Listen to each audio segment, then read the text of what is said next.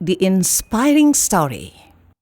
Kali ini kita akan membahas tentang hindsight bias atau bias kilas balik. Pernahkah Anda merasa sudah mengetahui akhir dari sebuah kejadian, padahal kejadian tersebut belum benar-benar terjadi? Atau pernahkah melihat seseorang yang tampak seperti ahli dalam memprediksi sesuatu? Tuh kan, benar kan seperti apa yang gue bilang? Kurang lebih begitulah yang diucapkan.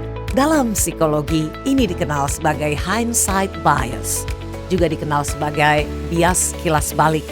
Fenomena ini cukup sering terjadi dalam kondisi sehari-hari dan kadang sulit untuk dihindari. Misalnya, kita sedang mempersiapkan ujian. Berdasarkan peristiwa sebelumnya atau pola peristiwa yang terjadi, soal yang akan keluar akan lebih banyak berfokus pada materi tertentu. Nah, bias kilas balik akan memperkirakan dan memprediksi soal apa saja yang akan keluar berdasarkan pengalaman ujian sebelumnya. Bias kilas balik akan bersikeras bahwa mereka tahu soal apa yang akan keluar saat ujian. Dengan asumsi bahwa mereka mengetahui informasi tersebut, maka besar kemungkinan mereka jadi gagal mempelajari materi lain secara memadai. Ketika datang waktu ujian, ternyata materi yang keluar berbeda dengan apa yang diprediksi sebelumnya.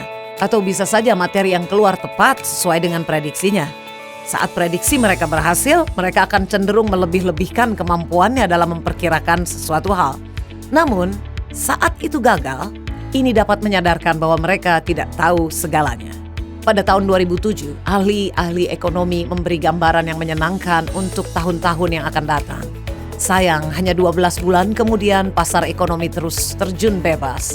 Dan ketika kita menanyakan tentang krisis, maka ahli yang sama yang semula memberi gambaran menyenangkan menyebut penyebabnya adalah ekspansi moneter di bawah Alan Greenspan, syarat kredit yang longgar, lembaga penilai yang korup, persyaratan modal yang terlalu rendah, dan lain-lain.